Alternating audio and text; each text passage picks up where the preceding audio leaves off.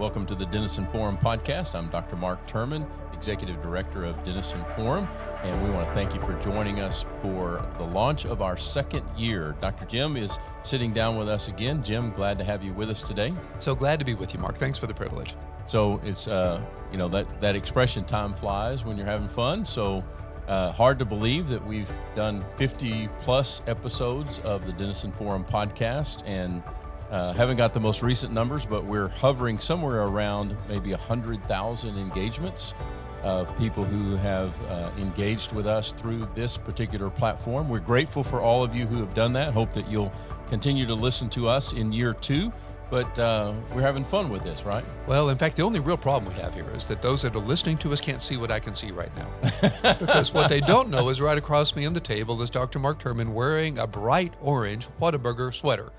I'm going to do my best not to be distracted as we have this conversation. And what you're saying is you're envious of the sweater that I have. Don't think that's what I was saying, but perhaps so. Well, but I have to reveal that I do have a career ambition here that I haven't discussed with you, and I hope that there is some significant number of Whataburger executives listening to this podcast. One can hope. I have met a few of them over the years. I've had the privilege of actually dedicating 3 different Whataburgers in my town. And how do you dedicate a Whataburger? What do you ask God to forgive you we for can the get into the cholesterol, weeds or, if you okay, want to, all or right. we can get into the fries, as we should say here. But my goal is to become the chaplain at Whataburger. And I am Do they share this goal? Are they aware of this goal? They're hopefully becoming aware of this goal, and this particular conversation will help that. One hopes. And I have shamelessly used anything and everything, including my 4-year-old granddaughter. I have decked her out in all of the appropriate Whataburger gear, which, by the way, you can get at the Whata store. Did not know that existed. This is a PSA announcement for Whataburger. Apparently so. And so I'm just hoping that they eventually notice that I am, their most rabid fan, and that Obviously it results in a free Whataburger number 1 or something perhaps larger.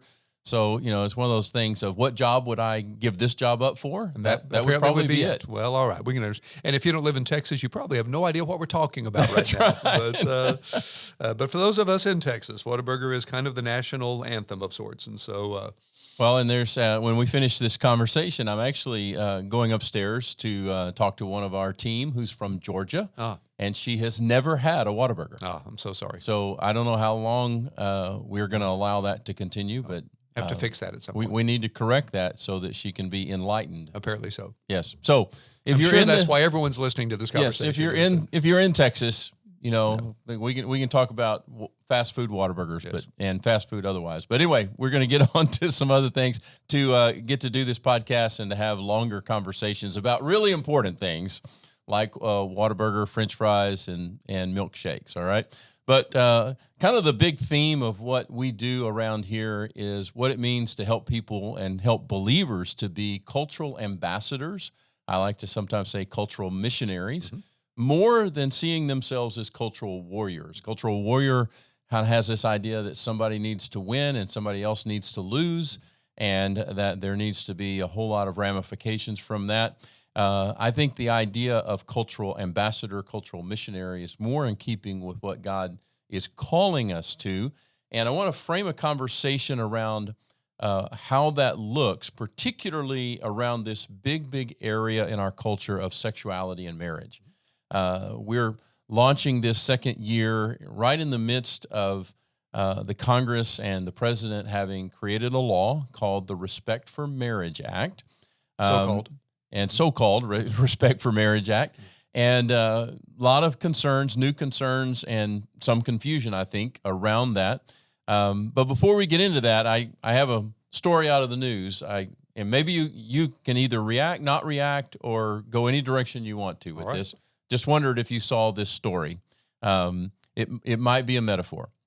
This was recently in the news that the Minneapolis Star-Tribune reported that a dozen bald eagles were hospitalized at the University of Minnesota Raptor Center after they poisoned themselves by eating carcasses of animals that were chemically euthanized and then dumped in the landfill. Nearly all of the eagles are expected to recover fully, and as the reporter said, this might be a metaphor for the United States. Any reaction? on a variety of levels. Isn't that the case? What you eat is what you become, right? And that's not just true physically, as the Eagles are demonstrating. Whataburger or whatever it might be. Or anything else we might discuss. Marcus Aurelius said, the happiness of your life depends on the quality of your thoughts. Jesus said, at least in the King James translation, as a man thinks in his heart, so is he. Our thoughts produce our actions, and our actions change our lives, you know? I think it was John F. Kennedy that said, men live and die, kingdoms rise and fall, nations rise and fall, but ideas live forever. And so at the end of the day, and that's why what we do is so fascinating to me, the ideas that we embrace and the ideas we direct go so far. What we consume, in that sense, the life of the mind, as it were, is in so many ways foundational to who we are as a culture and who we're going to be as a culture.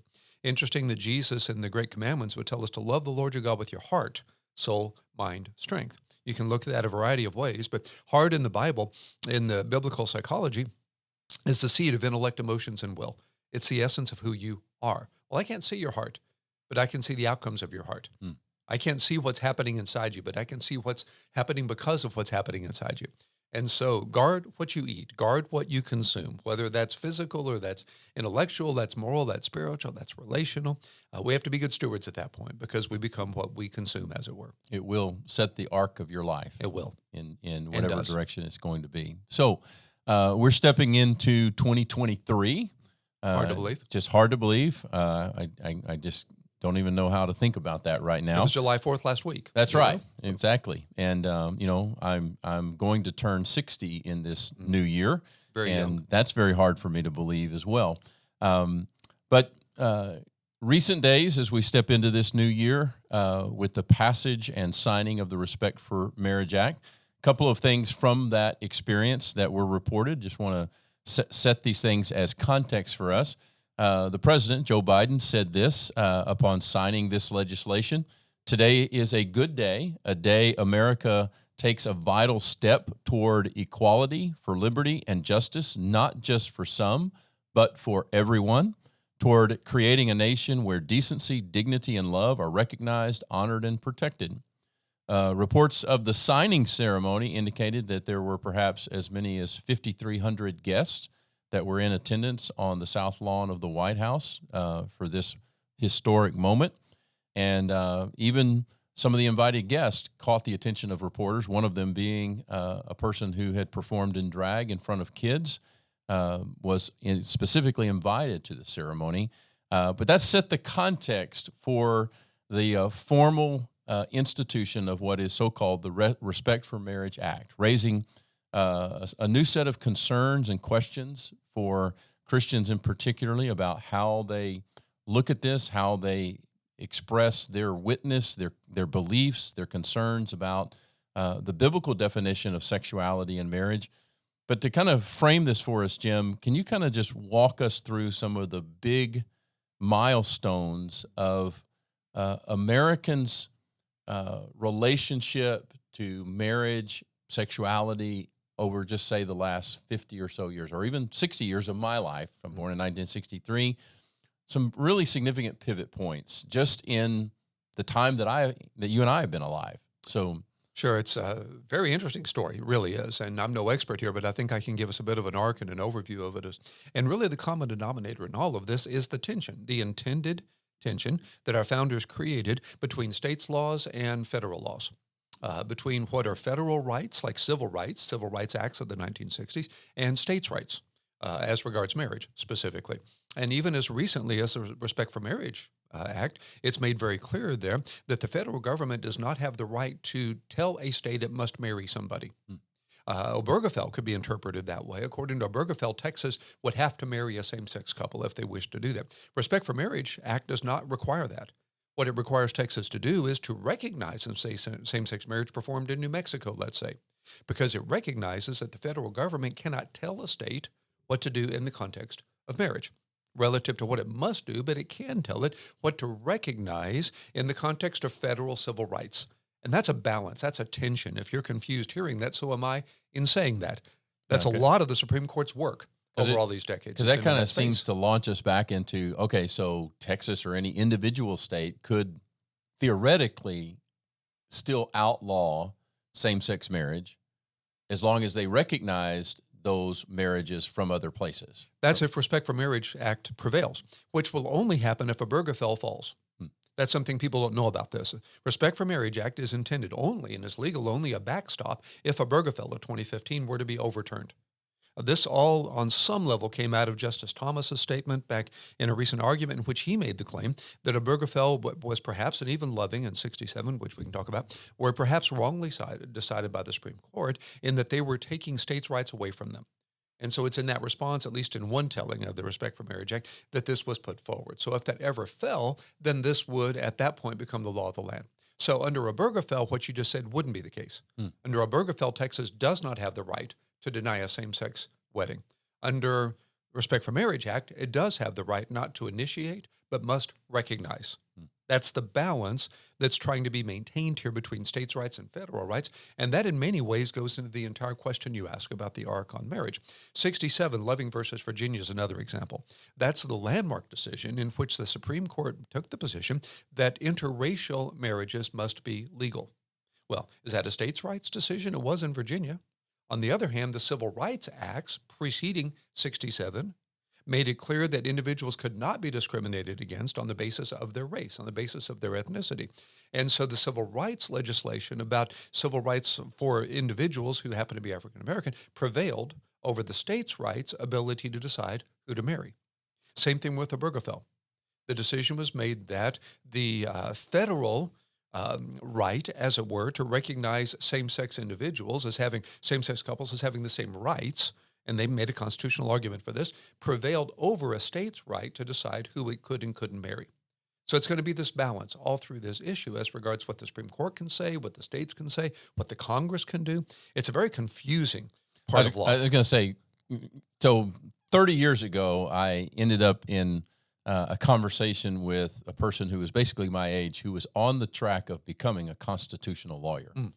And very intrigued me. And I thought, if God hadn't called me into ministry, that might be a really interesting path.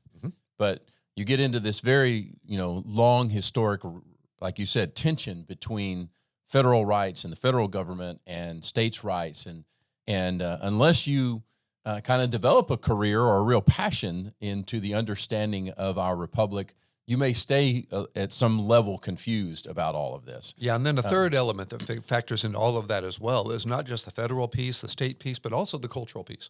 And now we're back in the 50s and early 60s, where, and we've talked about this, it's in the book, The Coming Tsunami, it's in lots of literature, how the culture starts changing for various reasons. It's understanding of sexuality. It's understanding of sex as a sacred act between a man and a woman in the context of marriage. You see the legalization of birth control in 1960, which, by the way, was only legally initially allowed for married couples. Most people don't know that, but birth control initially could not be prescribed to a single individual. Which is an interesting thought process in and of itself. Parable all by itself, isn't it? Now we're back to those eagles and all Yes. of that. But back in the day, the ability for an individual to have sex with less consequence in terms of becoming pregnant was a major step in a redefinition of what sexuality needs to be and ultimately what marriage needs to be. Now you move into the 60s and the so-called sexual liberation movement. You've got Playboy and pornography, which has started in the 50s, really proliferating. You're thinking about Woodstock. You're thinking about the riots of 1969 and really the movement forward of LGBTQ activism and all of that. Goes to 73 in Roe v. Wade, goes to 2015 in Obergefell. And at some point, I think it's going to come to plural marriage as well, or polygamous marriage. But also, kind of in a slightly larger context, also includes views about things like divorce. Oh, absolutely. No-fault divorce in the 60s. Many people don't remember that it was then Governor Ronald right. Reagan in California who actually signed the first actual no-fault divorce law in 1969, 70, right in there. And later said that he regretted it. He thought it was his biggest mistake as a political leader. But at the time, he was influenced by all those individuals, especially in his background in Hollywood and in the movie industry, who were in very abusive marriages, who were in very difficult marriages, and especially the wives who, prior to no-fault divorce, had such a difficult trajectory trying to prove the abuse to a level where they could be granted a divorce. And until that happened, they were still in the abusive marriage. And it wasn't the case before then that you couldn't get a divorce. That's it was just much more difficult. That's right. Yes. Now, with no-fault divorce, you could have a divorce for essentially any reason, is to simplify all of that. And he would say it was to prevent abuse. Well, now marriage itself is significantly abused as a result of this, isn't it? Because there's so little consequence to getting married anymore. You don't have the consequence of pregnancy because of sexual relations. You don't have the consequence of remaining married, or even the consequence of the gender that you will marry. And I think one day the number of people that you can marry. There are already 2 municipalities I can think of in Massachusetts that are now civilly recognizing plural marriages or polygamous relationships. One of the things the Respect for Marriage Act expressly forbade is that it could be used to authorize plural marriages. It did get ahead of that because it understood that trajectory issue and that slippery slope kind of argument. So at least as it now stands, it would not be that if, let's say, Massachusetts recognized plural marriages, that Texas would be required to recognize those. It expressly has that provision included as well, which is good news, I suppose. So that could be part of what's coming. I think it unfortunately is. In fact, Justice Roberts, in his dissent in Obergefell, made the point that the language used in Obergefell is exactly the language and logic that you would be using to authorize polygamous marriage. If the state has no right to tell you what gender you should marry, it has no right to tell you the number of people you should marry. There are estimated to be 50 to 100,000 polygamous Muslim relationships in America today. Because in Islam, a man can marry up to 4 wives. So the way it works legally is he marries his first wife in a legal sense, and his other 3 in civil ceremonies at the Islamic center, the mosque, or whatever. They're not legal marriages, but they're functional marriages. So the argument is, what right is it of America to discriminate against Muslims at the point of the number of people their religion says they can marry? So would there, again, just trying to think my way through this, is part of the response to that in the context of the United States anyway, that we might say, no, all 4 of those marriages need to be legitimized by the government so as to protect all 4 of those Precisely. women. That would be the argument. Right. Relative to healthcare, relative to legal support for them, legal protections for them, common law relative to property. Right. Those other 3 are in many ways second-class citizens just because we are so-called discriminating against Muslims by not allowing so-called plural marriage or polygamous marriage to be legal. That's the argument. And it's gaining force right now in the culture. That's one of the reasons Respect for Marriage Act was so frightening in its initial condition, is that it very clearly would have required Texas, let's say, where you and I live, to require or to recognize a polygamous marriage that was performed in another state. So that got added, as I understand it, to the RFMA in order to get ahead of that, more for political reasons than anything else, I think, to get past the filibuster and get it into law. But doesn't mean that in the future that couldn't be changed. All legislation could be changed in the future. Right. Which kind of brings me around to just one question that just seems to come up in this whole conversation. I can see people, believers, having this idea, look, okay, 2015, I thought we settled this whole thing with Obergefell. And why did the Congress go to so much effort to bring this up again and to create this specific law? And often the conversation seems to be, well, we would have not done all of this if it hadn't been for Judge Clarence Thomas and his comments in the summer last year relative to the overturning of Roe v. Wade, and including some comments around this and the idea of reviewing Obergefell. Do you think that's legitimate? Do you think it simply was Judge Thomas's comments that triggered the creation and the formalization of this law, or would it have happened anyway? It would have happened anyway. I have no doubt about that. The so-called Equality Act, which is far worse than the Religious Respect for Marriage Act, had already been passed by the House twice, and that's with Obergefell in place, and would have extended the thinking of LGBTQ activism on a level that would have had no appeal to Religious Freedom Restoration Act or any kind of First Amendment religious liberty at all. It's a horrific possibility. It's draconian if you think about that. Well, that was already, as I said, had already been passed by the Congress twice to try to get back into this on a congressional level. But what gave, I think, political cover to move forward with this was, first of all, overturning Roe meant that something like Obergefell could be overturned. There'd been the thought prior to that stare decisis, that once it's been decided by previous jurisprudence, that it takes an extraordinary argument to overturn. And so that's why these landmark decisions are difficult over history to overturn. They have been on occasion, obviously, Dred Scott, horrific pro-slavery kind of legislation overturned, that sort of thing.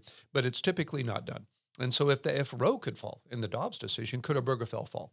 Was a thing that caused people to wonder, now would we be back where we were? And then just in his arguments in the context of Dobbs is when Judge Thomas said that in his personal view, he felt that Obergefell, like Roe, had been falsely decided relative to states' rights. that gave, and that's just my own opinion, be reading minds here, but that gave those who wanted the political win of same-sex marriage advocacy in a political context a reason to come forward with the Respect for Marriage Act and move it to where it is. Now, as I said a moment ago, it is completely irrelevant as an exercise unless Obergefell falls. And so it doesn't change anything today.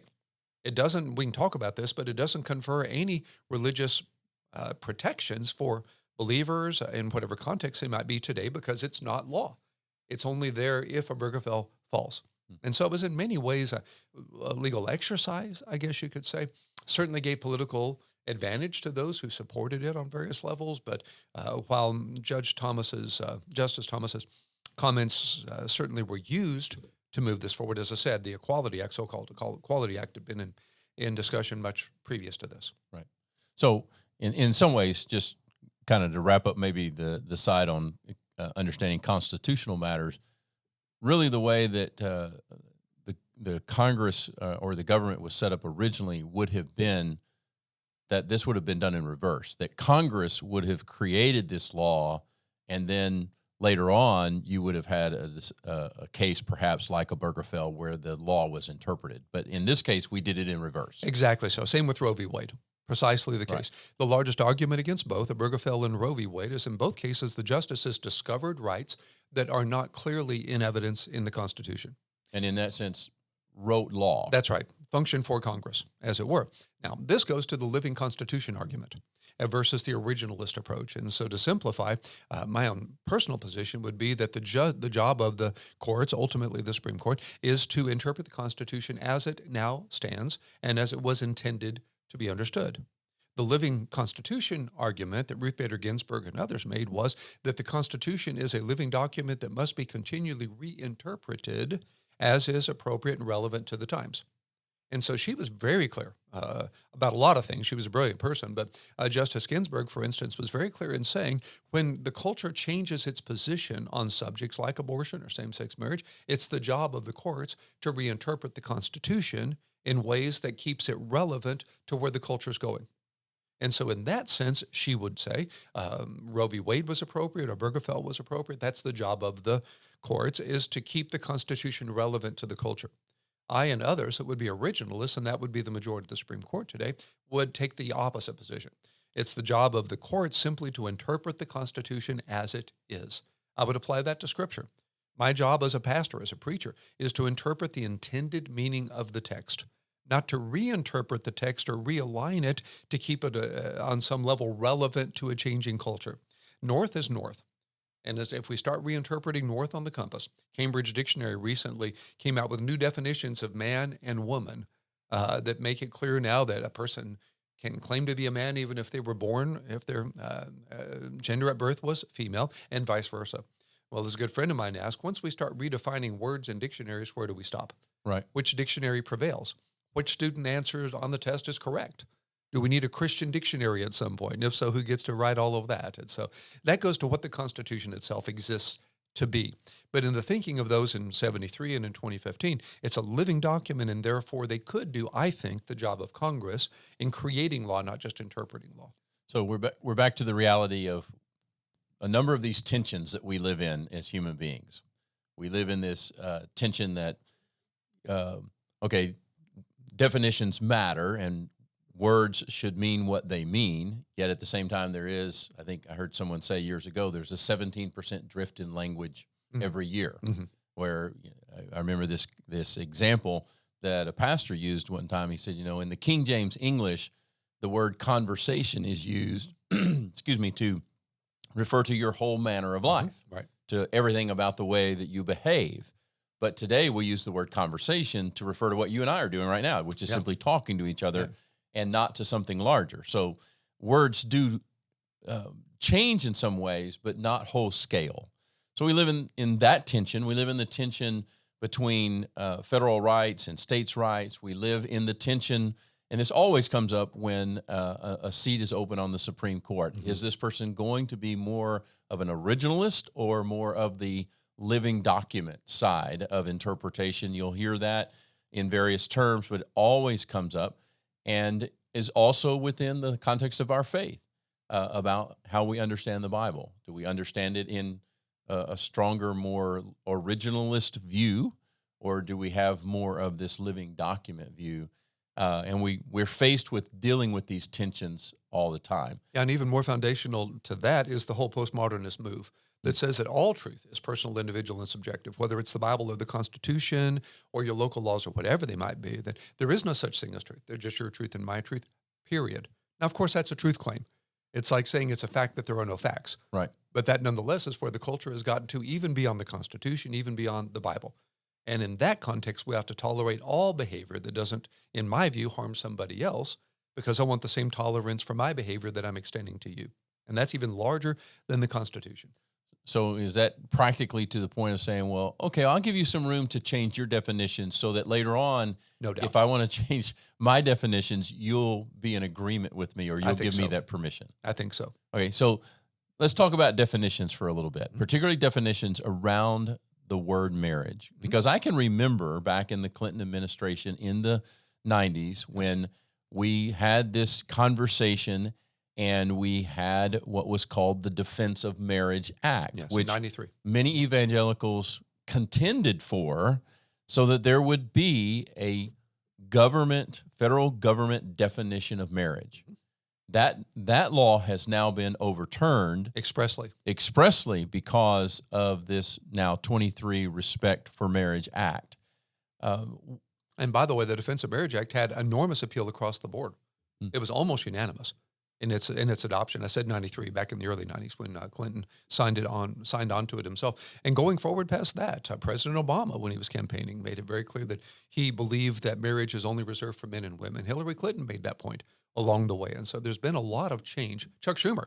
And so there's been a lot of change between here and there. And I'm not being critical of them. That's certainly the case on the Republican side on a variety of subjects as well. But yeah, back in the 90s, that was expressly put in place to make very clear where the federal government understood marriage to be, as it was itself defining marriage. Now, its critics would come along and say, well, as much as I agree with you on the merits, once again, you're doing the state's job for them.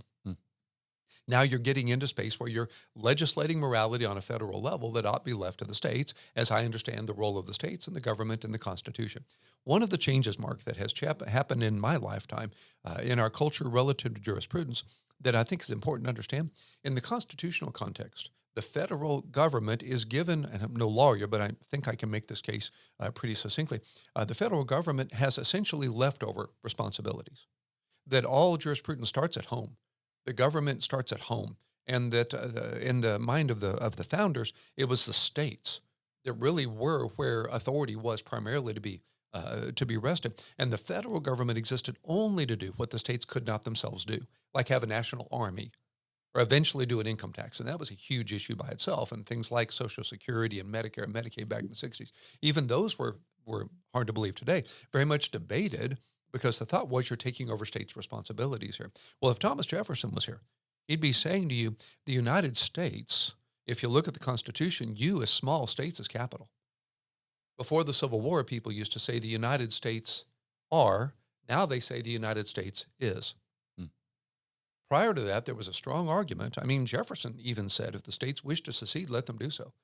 The argument among the founders was that the rights of the states were what were paramount. And then the federal government existed only in a secondary sense to do what the states collectively or individually could not do. Well, now it's all reversed.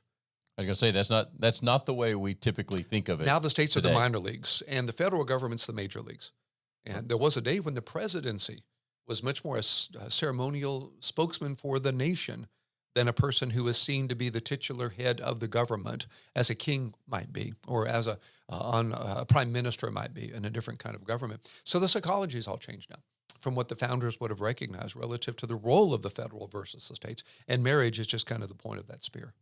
And probably a lot of things we could point to that have brought that about. Certainly something as significant as World War, Sure, and the necessary Depression prior to that, the Depression, such large scale problems that have led to this kind of shift in the understanding.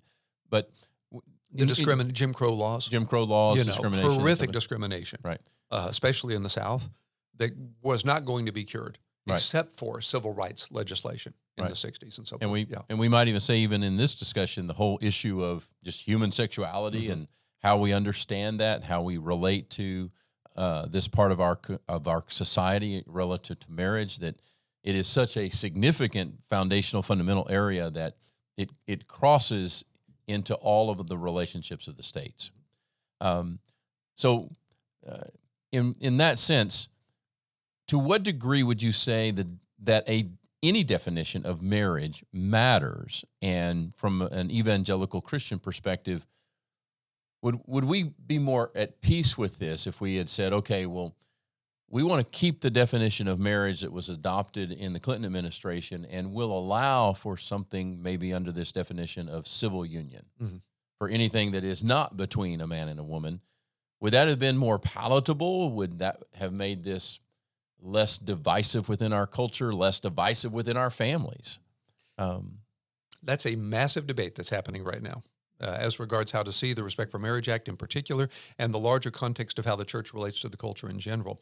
To put two names before us. One would be David French, whom we've had on our podcast, somebody I have great respect for and is himself a constitutional lawyer on a level that I'm not and you apparently only aspire to be. And Right. so Exactly. his position would be, and it is specifically with Respect for Marriage Act, that we need to understand here that the whole definition of marriage is a legal construct. The marriage itself is in the purview of the civil government. And so we as believers want to participate in that conversation. We want to elect Christians who will be legislators. He's not advocating at all for a kind of monastic withdrawal from society, but he's saying, look, this is a civil conversation that we're having here, and legislating morality is a very difficult thing to do. You and I disagree with adultery, but we're not trying to make it illegal. We disagree with cigarette smoking, but we're not trying to make it illegal. And so at that point, it's really not our business to be deciding what the definition of marriage itself must be in a secular sense. We're a secular government. The word God nowhere appears in the Constitution. We were intended, however you understand separation of church and state, to have a secular government, a secular nation, as opposed to a theocracy that might somehow otherwise be the option. And so that's one way to answer your question is, look, you and I can have whatever defense of marriage or definition of marriage we wish. If we're pastoring churches, we can work within that context. The state so far has not come along and said to us, we must, even under Obergefell, we must perform same-sex weddings. Haven't got to that place yet. Now, Quality Act could get us there. We'll have to see. But to that point, we're not there yet. So you and I can define marriage how we wish, and let's let the state do what it wants to do. It's almost a render to Caesar the things that are Caesar's and to God the things that are God's. Yeah, so it is a significant part of the conversation. Like one of our friends that I read earlier this week on this topic was talking about the conversation between J.R.R. Tolkien and C.S. Lewis on this, the issue of how Christians should look at God's truth, and if you want to put it in this context, God's law becoming the law of a nation or of society. And that apparently Lewis and Tolkien had significant disagreements or different views on this, where Lewis was basically arguing in the David French line. That's right. That, okay, well, we have our faith reality, and there is a faith component of our lives that we adhere to the things that the Bible is teaching us, but this is not a theocracy, and this is not where our particular beliefs as Christians need to be imposed upon all of civil society. Could be. Or could be, right? Yeah. And I think that's where some Christians sometimes get the idea of, well, we need to go back to that time in history, whether it's American history or some other part of history, where it was essentially a Christian theocracy, and the laws of God, the 10 Commandments, and other parts of Scripture were the law of the land, and that was the best of times.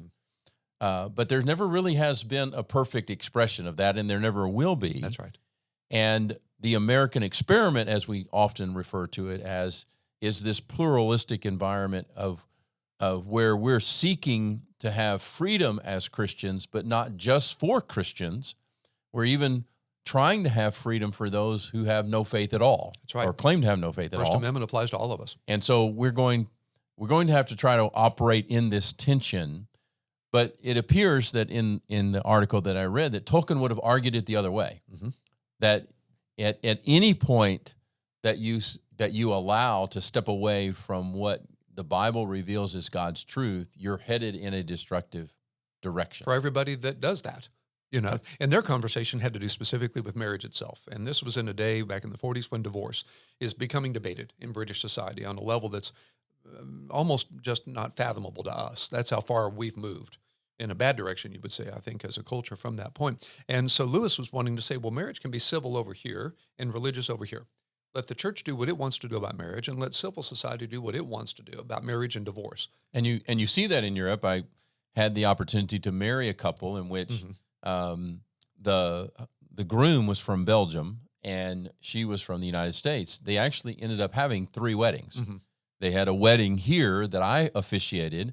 Then they went back to his country and they had a ceremony at the courthouse, which was considered by his country to be the real wedding. And then they went to a church in his country and had a 3rd wedding. And that's how you now see it played out in places in Europe. Oh, sure. I did a wedding in Scotland a couple of years ago, and I had to get permission of the Scottish government to perform that wedding.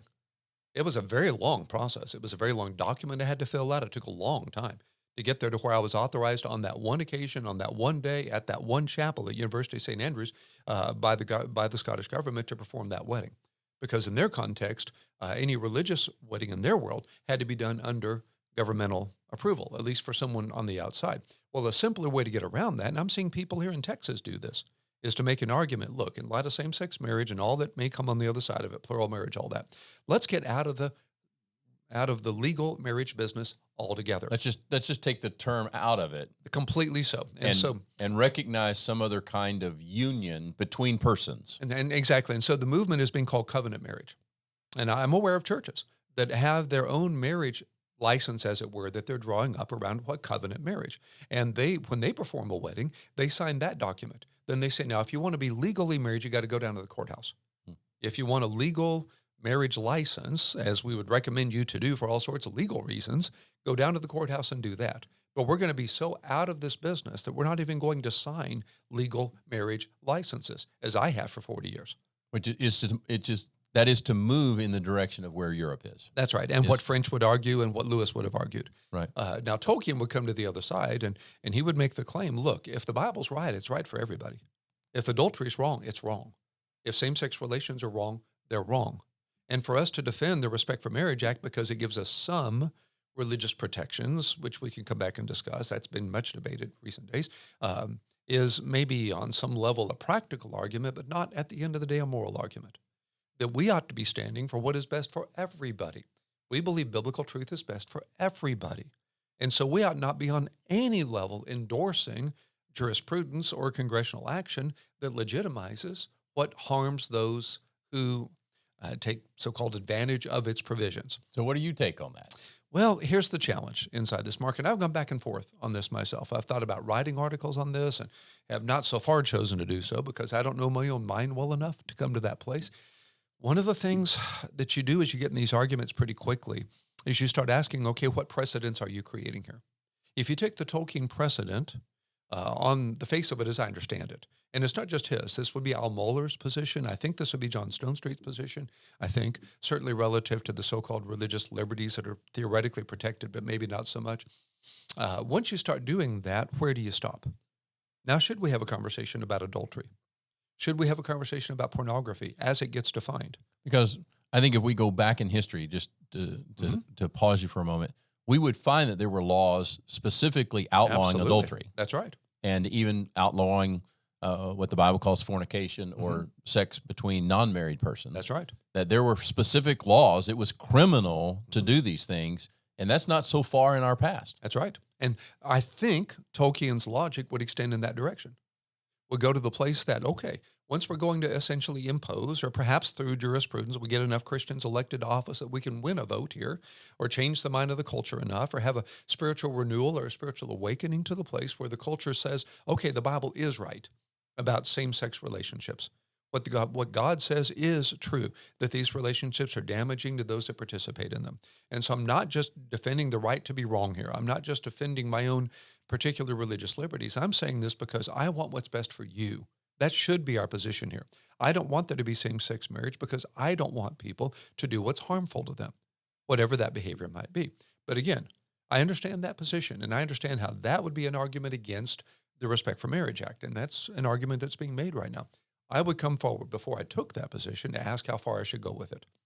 Whether it is in a conversation relative to adultery, relative to pornography, relative to any number of biblical prohibitions in coveting, relative to understandings of identity and theft, there are a large number of theocratic implications once we start down that road.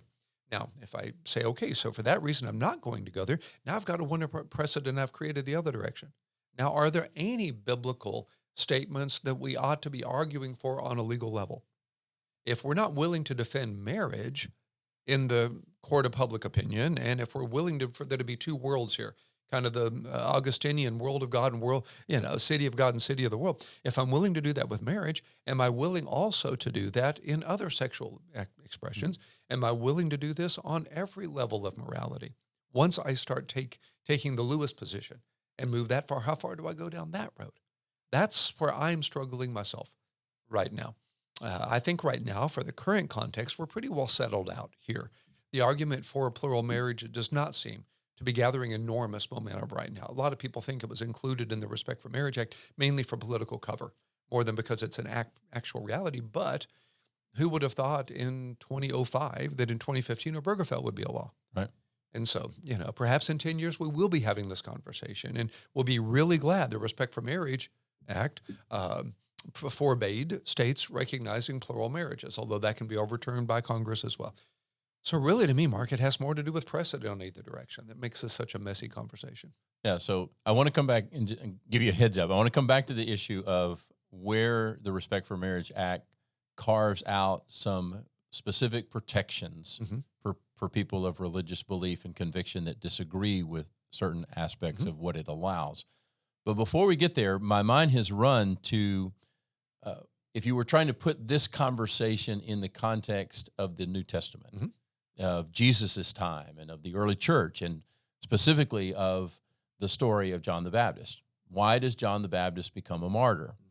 Well, you get into this interesting thing that he is very much contending for the faith and for the word of God and the will of God and the law of God. And he ends up in this strange tension with the governor of the land, what you might call the mayor or something, a guy named Herod. Herod is this pretty much despicable individual who has this strange relationship where he is intrigued by John. He's like, he can't ignore him, but he doesn't agree with him. And he ends up arresting John. But the scripture says very clearly that John was telling Herod it was wrong for him to have taken his brother's wife. Yes. And that this becomes a pivot point in their relationship. Herod goes off, basically, from what we can tell, steals his brother's wife. His brother Philip's wife. His brother's Philip's wife. It's very much a political drama. I mean, this is all full of all kinds of scandal and everything. You can make a movie out of this. Oh, absolutely, yeah. And that gets John thrown in jail, somewhat reluctantly, apparently, by Herod, but because of Philip's wife, who is now Herod's wife, he gets arrested, thrown in jail.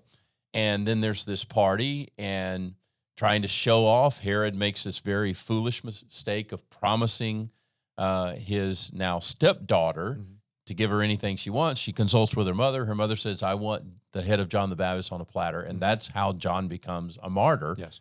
Is because he is speaking God's truth to power, to civil power, where he essentially has no standing.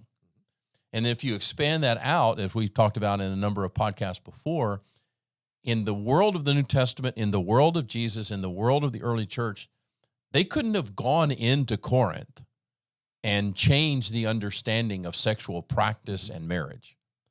But they did start to live it out.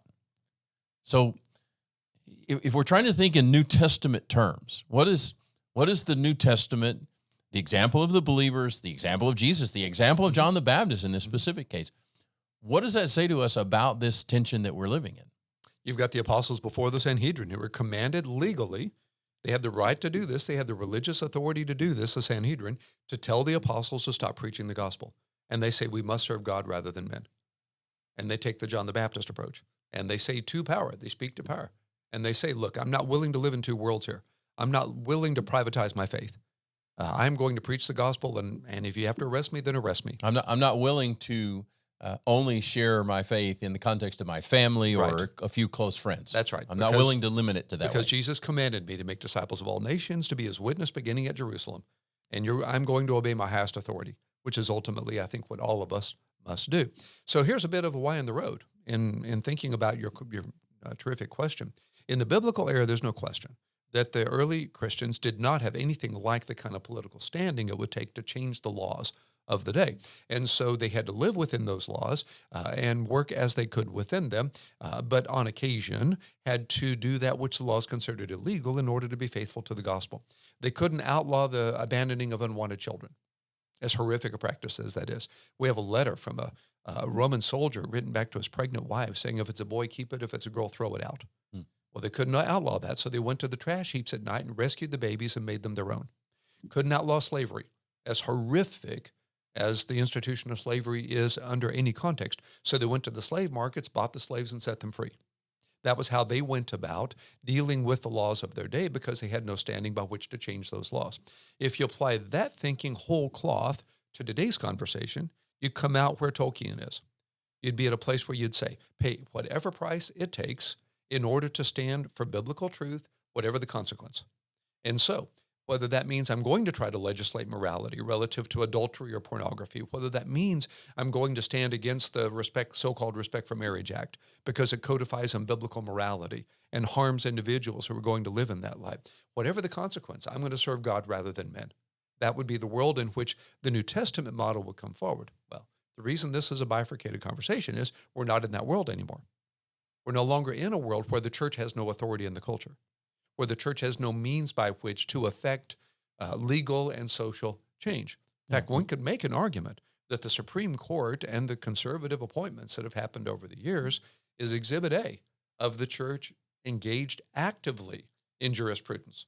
In this case, it's either Roman Catholic or Jewish, all 9 justices, and very conservative Roman Catholic theology on some level, one would think, molding the worldviews of Supreme Court justices who overturned Roe v. Wade, and someday could do something with Obergefell, who knows.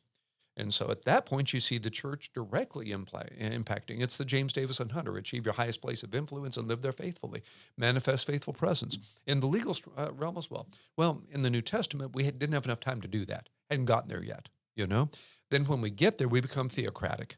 We become the church dominating the state. Now popes are naming kings.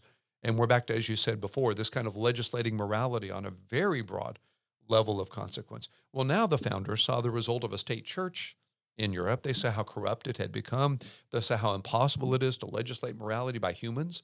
Humans are fallen people as well. So they wanted a third way of doing this, a free church in a free state. It's a free church, unlike the first century, but it's in a free state, unlike the theocratic Middle Ages. And that's the experiment where you and I are having this conversation today, with all the messiness and all the challenges that it entails. And it is all of that. Yes. So yeah, lots to think about there. We could spend a long time just in that direction. But let's go back specifically to the Respect for Marriage Act. The reason that I believe a dozen Republican senators and probably some Democrats as well finally came to the place of agreeing to pass this bill was because of accommodations made for religious entities and perhaps individuals. That's part of my question to you. But if you would you sometimes use the word carve out, but accommodations that basically says that churches and other religious institutions don't have to recognize that which they don't believe in or that they don't agree with. And then there's this other reality that's playing itself out right now in the Supreme Court relative to a web designer in Colorado who refused to design websites for same-sex marriages. So speak to that a little bit on the kind of the corporate larger side of institutions being protected in this law, and then also how it may or may not apply to individuals. Mm-hmm. And the answer probably is that it won't, that will certainly be a matter of jurisprudence, just to cut to that chase very quickly. So yeah, part of what's so frightening in my mind about the whole process that got us to the Respect for Marriage Act is that it was brought forward by the House with no carve-outs for religious exemptions at all, just as the Equality Act has twice passed the House with no carve-outs for religious exemptions, and in fact, in the so-called Equality Act, an express forbidding of appeal to the 93 Religious Restoration Act, Religious Freedom Restoration Act. And so as it got to the Senate, there was nothing of what you just said. If Respect for Marriage Act had become law as it was drafted in the House, there would have been no carve-outs for churches, for faith-based adoption services, for Catholic charities, for any organizations. It was when I think, and I'm not trying to be partisan, I'm just trying to be historic, but it was when I think Republican senators came forward and said, you have to get past the 60-vote filibuster for this to get through the Senate, and you don't have those votes unless we put carve-outs in place. And that's where those came about, and then came back to the House, and the House adopted the act with those exemptions in place, and then the president signed that. And so that's how we got to where we are right now. So from what I can tell, in the reading that I've done on this, David French and others speaking into this, it does seem that those so carve-outs are somewhat robust as regards faith-based organizations themselves. And now we're thinking about churches, adoption agencies, orphanages, places like that. That in fact, some of them are guaranteed a kind of provision that they've been arguing for in the courts for years, that aren't in place with Obergefell. And they're very much a matter of jurisprudence. And you have municipalities and states taking very negative positions. Philadelphia recently, relative to the Catholic Church, claiming that they're discriminating against LGBT couples because they won't adopt children to them, for instance. Right. Well, this would cover that, we think. Now, again, it only becomes a reality if Obergefell falls, so it's a more theoretical conversation right now. But it seems to be the case, from what I can read about this, that the Respect for Marriage Act does not in any sense extend that thinking to religious for-profit individuals. The individual who is more than willing to serve same-sex customers, but by virtue of her religious beliefs does not want her websites to be designed for a same-sex wedding. Wedding cake providers for same-sex weddings, people like that. It doesn't seem the Respect for Marriage Act would on any level extend to them. And so now that doesn't mean the sky's falling there in that space necessarily. As you said, the Supreme Court is going to hand down what could be a landmark ruling as regards the 303 case with the web developer in Colorado as to whether or not it will extend First Amendment freedom of speech to religious individuals in the for-profit space. In question is whether Christians have the same freedom of speech everybody else does. Do I have the same freedom of speech as a Christian that a non-Christian does? And does that extend to my workplace or not? Or is that privatized? That's a massive issue. Again, you get into precedence, and does that mean I can be anti-Semitic and refuse my services to a Jew? Can I be a white supremacist and refuse to do a wedding website for an African-American couple or for a Latino couple? And all sorts of precedents that you're violating and all of that. So it's, again, not easy. That's why it got to the Supreme Court.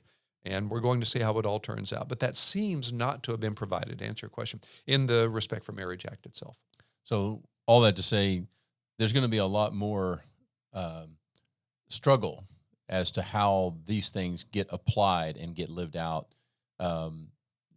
We haven't in the Respect for Marriage Act written the final word by any stretch. By no means. No, in fact, the other side's very unhappy with it. Yeah. There are a number of progressives who are very unhappy with the so-called progressives who signed on to it because it has those carve-outs that allow religious organizations the right to discriminate, as they would say. And so really, for the first time in American history, we've come to a place here, and we're nowhere near seeing how this is going to work out as a free church and a free state, when the state believes there's a right which every American should be required by law to uphold, in this case, LGBTQ activism and same-sex rights. And the free church argument says is not a right, constitutional right, which every American must be forced to uphold. It's sexual freedom versus religious freedom. Chuck Colson years ago predicted we'd get to this place someday, and he thought religious freedom would lose. He thought the sexual impulse was too strong. The argument for tolerance was going to be too great.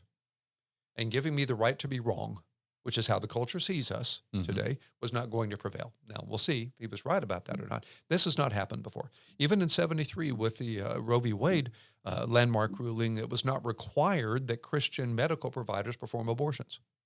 Even with the Death with Dignity Acts that are now a fifth of Americans are living under some kind of euthanasia provision. So far, none of these laws have required Christian doctors to perform acts of euthanasia on patients against their conscience. There's jurisprudence right now about pharmacists and whether or not they can be required to provide abortion fashions. Those are in the courts, even as we speak right now. But now we're in a place where, for the first time, if the Equality Act became law for sure, religious Americans would be required to violate their conscience. Not just that they would be willing to live in a country where others do things we consider to be unconscionable, but where I'm required to participate. So on some level, by extension, would I be required to make a pornographic website? Would I be required to provide my services to a web provider that endorses adultery, like the Ashley Madison, stuff? Would I be required to do that? That's in view now, on a way that hasn't been the case in American history. Not saying we'll get there. Hope we don't get there. Not trying to claim we will. But that's what's on the table. That is the conversation that's where this can go. Is going in some ways. One last question while I have you, and that is, it's not an easy question, so, but let me see if I can get you to weigh in for at least a moment.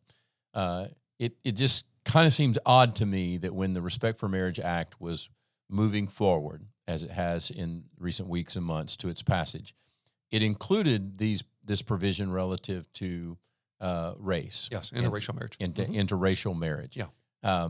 In my mind, that confused me initially from standpoint of I thought we were long way past that, and should be, morally, yes. But it also comes back around to this conversation relative to sexuality, where many in our culture are saying that sexuality, sexual orientation, sexual identity is equivalent to race or to ethnicity. What's a good way for Christians to think and to respond to that argument? Because it is a growing, if not pervasive, argument of, look, in simple language, I was born this way. I didn't choose this, in the same way that a person of any ethnicity didn't choose their ethnicity. I didn't choose my sexual orientation, preference, and some even would take that to gender identity. Yeah, it goes to SOGI laws as well. Yeah, first of all, it is interesting, isn't it, that became part of all this. Back in 67, Loving versus Virginia, it's when the Supreme Court overrode Virginia law that forbade interracial marriage on the basis of civil rights legislation that was intact and in place, and should have, in my opinion, on a variety of levels. It goes back to, again, to the federal versus the states. So when Justice Thomas made his statement before as regards whether or not the Supreme Court had overreached in taking marriage jurisprudence away from states, Loving versus Virginia comes to play here, because that's an example of that.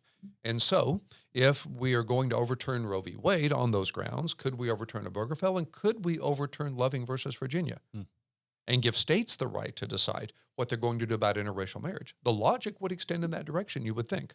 Horrifically, from a moral point of view.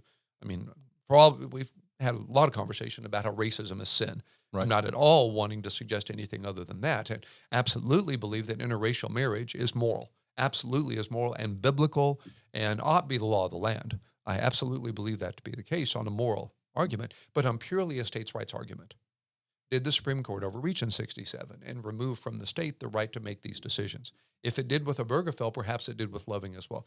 Is why that got included in the Respect for Marriage Act to protect interracial marriage just as it protects same-sex marriage. So that goes to your larger question that's really been in the curriculum and in the culture for a large number of years and is very persuasive. I didn't choose to be gay, just like I didn't choose to be black or choose to be Asian or choose to be Hispanic or choose to be Anglo. And so if you don't believe that the state ought to discriminate against me at the point of marriage or any other civil protections based on my unchosen ethnicity, then what right is it of the state to discriminate against me as regards my unchosen sexuality or gender identity? It's a very persuasive argument. It's an argument toward tolerance, which is the key value in our postmodern culture anyway. And the logic is very simple. It fits on a T-shirt. It's always good when your argument can fit on a T-shirt and causes someone on the other side to take the side against history on a wide variety of levels. George Clooney some years ago made the point that those that opposed same-sex marriage were on the wrong side of history, just like white supremacists were on the wrong side of history. Well, the last thing I want to be is cast on that side. Right. Last thing I want to do is have anyone claim that I'm a white supremacist or I am on some level bigoted and prejudiced relative to racism, the sin of racism. And so you can see how powerful that would be and how persuasive it would be, and why even if I disagree on the merits, it on some level silences me in my opposition. Just because even though I see the fallacy, which I'll get to in just a second, of that reasoning, I know the culture doesn't see the fallacy of that. And so at the very least, it makes me less likely to be public and courageous and bold about my claims relative to biblical sexual morality, lest I be thought bigoted, prejudiced, discriminatory on the same level as a KKK member, whomever. When marriage equality was being discussed in the Senate Judiciary Committee, Dick Durbin, who is himself a Catholic, even made the argument that those on the other side were akin to KKK members burning crosses in yards. And so you see how pervasive that kind of thinking can be. Well, it fails logically on three levels. That first of all, while one may claim, and it is very much debated in the scientific discussions relative to genetics, that one was born same-sex attracted. There's no question one is born with one's ethnicity. Right. That's a debated question just to begin with. A scientist won't necessarily give you that you were born gay. We haven't found the gay gene. That question has not been answered. Nature or nurture has not been answered, probably won't be answered. As we now understand, and this is my work as a medical ethicist, the genetics relative to sexuality are far too complex for us probably ever to be able to identify a specific set of genetic components that make a person gay or straight. There are too many environmental issues involved in this, too much nature versus nurture in this. And none of that applies to ethnicity. Exactly. So the very premise of the conversation ought not be granted. Right. That one is born gay just like one is born black or born Asian. These are categorically different.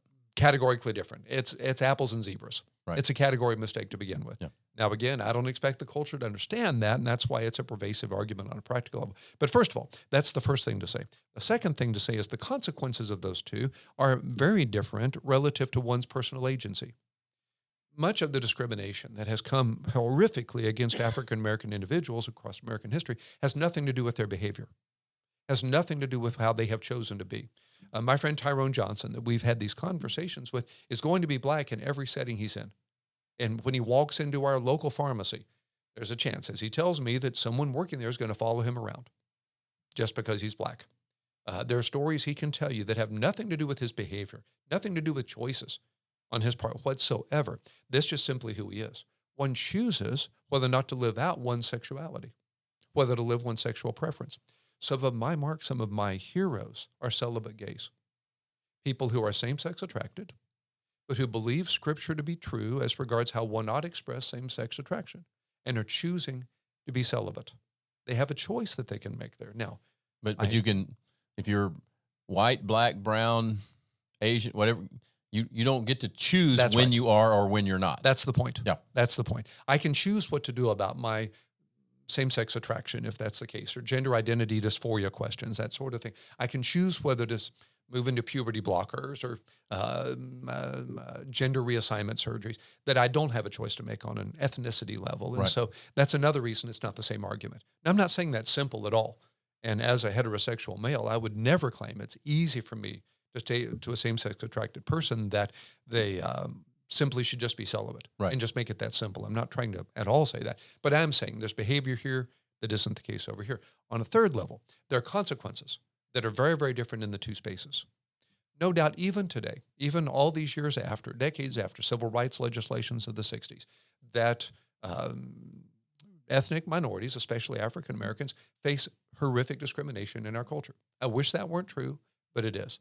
We've had conversations about the sin of racism before. We've talked about the fact that blacks are twice as likely to be convicted as whites of the same crimes, that they are twice as likely to serve long prison sentences as whites for the same crimes, that there are municipalities where blacks are pulled over in the daylight far more frequently than after dark for traffic stops, because after dark, the policeman can't see the color of their skin. Enormous stories like that. I mean, I could go on with examples of that, where individuals, through no fault of their own, and ethnic minorities are suffering consequence in the culture. Relative to same-sex attracted individuals, not the case. While certainly one can claim, and it's tragically the case, that same-sex attracted people have been victims of discrimination in our history. I'm not at all trying to say that's not true. Categorically, it has been the case, but not on the same level. For instance, financially, same-sex couples, just as a demographic group, have a higher income than heterosexual couples do, just taken as groups, just taken as categories in America. It's the case in America that in a lot of America, you're actually in a preferred place culturally when one comes out, when one steps into same-sex kind of behavior or moves into same-sex kind of expressions, gay pride parades, things like that, that our culture now is much more preferring that position. We're seeing Pride Month becoming more of a thing every year. We're seeing LGBTQ advocacy, even with children, American Girl doll conversations we've been discussing recently, that sort of thing. And so the culture has swung over to a place now where on college campuses, I'm told by college ministers that college students who come out, as it were, are celebrated as courageous, on some level as martyrs. And if their parents disagree, well, then they're even more martyrs, against their bigoted parents, that sort of thing. And so my African-American friends are very frustrated in these conversations that civil rights have been co-opted by LGBTQ activists on a level that's just completely unfair to their story. That while they still face rampant discrimination on some levels, LGBTQ individuals, not nearly on the same level. In fact, in some ways, they're experiencing better outcomes, just demographically, as bad as it is to say, than is the case for a great number of especially African Americans. So on those three levels, it's just not the same. That's why so many civil rights leaders of the 60s have been very opposed to making that same analogy. And that's one of the reasons that you see historically African-American churches being, even those that would be very much aligned with progressive values in other areas, not being aligned in this space, because they've seen the degree to which their civil rights ongoing fight argument is being co-opted by LGBTQ activists. And so even though they'd be aligned as progressives in other areas, they're opposed on the logic of this argument. Yeah, so very, very intriguing and very helpful, I would say. But to try to frame that is to say that these are categorically different conversations because of chemistry or biology, because of choice, and because of consequence. That's right. Those three things make this idea of sexuality, sexual preference, sexual identity, and race or ethnicity completely different. I would agree with that. And that's why you have to separate those conversations. That's right. The only place at which they share any overlap is that it's both talking about minorities. And one of the reasons we're a democratic republic and not a straight democracy is we do want to respect the rights of minorities.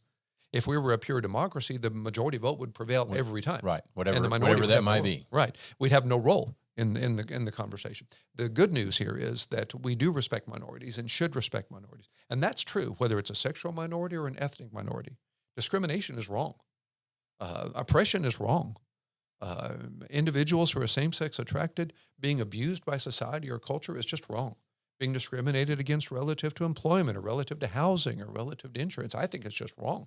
Now, that's not endorsing same-sex behavior at all. But one point I would make, and we've talked about this before, the Bible, I think, categorically forbids same-sex behavior, not same-sex attraction. I think that's a difference. Every time the Bible speaks of LGBTQ issues, it does it in the context of outcomes, in the context of behavior. And so again, I'm back to a point that sounds simple to make as a heterosexual male, that one can decide how one wishes to act out one's sexual identity or attraction. And the Bible's pretty clear, I think, as regards how it wishes you to do that. But simply be a same-sex attracted person and face discrimination by the culture, I would say is wrong. Right. And we Christians ought to be arguing for all minorities in the context of the fact that God made all of us in his image, made all of us in his likeness. So we're all image bearers, and that God loves all of us. Being gay is not the unpardonable sin. In fact, wherever Scripture lists that as a sin, 1 Corinthians 6, for example, it's just one of a catalog of sins. And it's, I think, wrong for the church to elevate that to an unpardonable sin status. Right. You know? One of the things, Mark, I've observed over the years is pastors tend to preach against sins they're not tempted by personally. You know? You don't see obese preachers preaching against obesity, you know, so much. And so it's really easy for people like me to come along and gain currency and cultural warrior kind of psychology by arguing against sins that don't tempt me and not talking about sins that do. We ought not be in that place. Right. We want to be those people who are demonstrating God's grace to all. We're beggars helping beggars find bread. We're all in this together. I'm tempted by sins some of my same-sex attracted friends aren't tempted by.